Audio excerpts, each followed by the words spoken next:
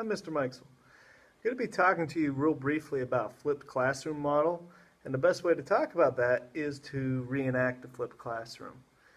The word flip actually has some different meanings, as we're going to see through this quick little video and then some of the other supplemental videos that you're going to watch throughout this lesson. So the F stands for flexible environment. So what this is allowing is it's allowing the students to learn how they want to, when they want to, that sort of thing. So as I'm doing right now, I am presenting the lesson here in my classroom, and I'm standing here at the board talking to you on what would be the lower level of Bloom's taxonomy with the information. The benefits of this is it is the lower level stuff, so in relative terms, it's the simpler stuff to remember. So when the students would come into class, let's say they're watching this video and they come into class, what's going to happen then is we're going to be able to hit those higher ends of Bloom's taxonomy inside the classroom, which is what I'll get to here in a moment. And the simpler stuff is going to be done at home. As you'll see in another video, it kind of alludes to that a little bit, talking about simpler stuff happening. The traditional model is the simpler learning stuff happens in school. The harder tying in concepts has been what's traditionally been homework. This flips it around. So that's part of the F. So right now you're doing the easy part, the learning the core facts and information, and then when we meet together on Wednesday, we're going to tie in the harder information into the unit. Coincidentally, when you're doing flipped videos, you want to be as specific and vague as possible. So you notice how I just said we're going to talk about this on Wednesday.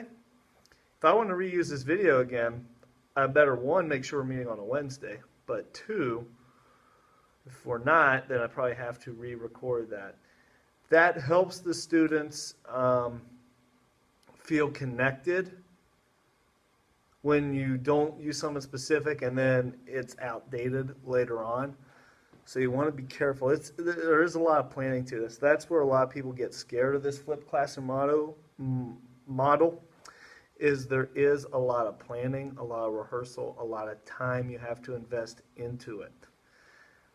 But a lot of it is front load timing, in the sense that I'm spending all this time going to front load this lesson, and then what's going to happen is I don't have to do it again.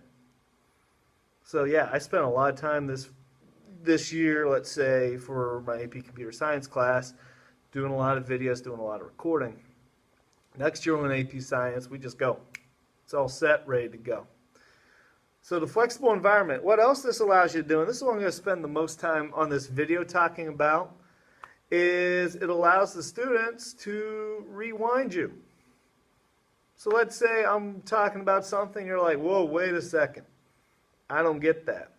Instead of taking the next 5-10 minutes of class time to understand it, now all of a sudden they can just hit rewind on you, and when they come into class the next day, your time's not as wasted. Maybe you need 5-10 minutes to review a harder concept. Instead of going over it and spending 30 minutes on it, you're spending 5 or 10 minutes clarifying it, cleaning it up. You're on to the higher level of Bloom's taxonomy with practice and doing different projects or differentiated instruction related to the material. Let me move on. Let me move to the L, which stands for a learning culture. And with the learning culture, I do apologize, I need to look here.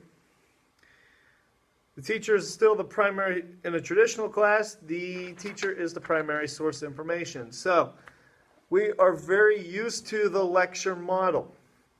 And with the lecture model, teacher stands up here, students memorize, are able to regurgitate, tie into the information, and spit it back out at you. In this model, this allows you, as a result of, let's say, learning on your own, bring in a whole bunch of other sources. This is taking the focus off of you as the teacher, per se, as the primary source of information.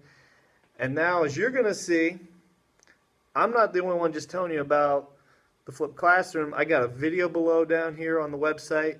I have the chart that I was just looking off of. I have a couple other little links for you to look at. All of that is going to combine to when we meet together. Notice I didn't say on Wednesday this time. When we meet together to discuss how to possibly turn your classroom into a flipped classroom model.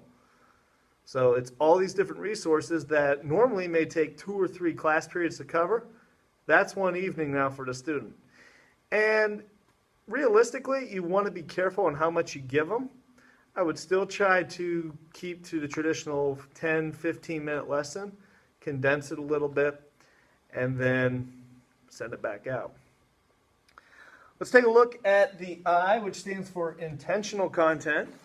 And I'll read the little piece from the image below.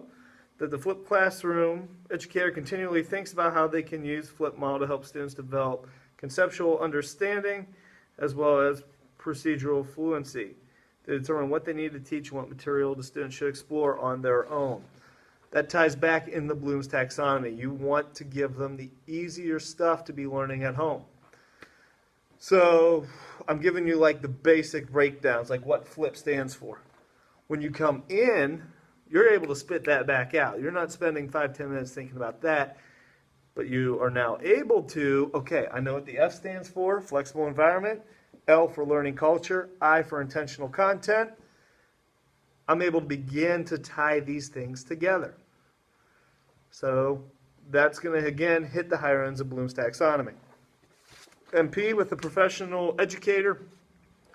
What the P has you do with professional educator is this is where it becomes more demanding on you during the day. This isn't pre-record my lessons so I can sit down during the day and watch Netflix on my computer. Not exactly what we're going for here. What it is, though, is now you're doing those higher end learning projects. So as I'll show you with Gardner's multiple intelligence theory, and I'll talk about that a little bit, you are now able to hit some of those other areas, able to get the students up and doing other projects that tie the concepts together. It's taking the focus off of you as a lecturer and allowing you to interact now more as a teacher. So you may say, okay, this group, you're going to go over here and do this. This group, you're going to go over here and do this. Okay, and then you're actively walking around and doing the different, supervising what the groups are doing, monitoring active learning, formative assessment, all those things that people want you to be doing. I'm going to edit that out. Video editing skills are also an important part of this. I'm not going to lie about that. I'm more than happy to sit down and show you how those works. That's the real basics to the flipped classroom. Those 4 little components.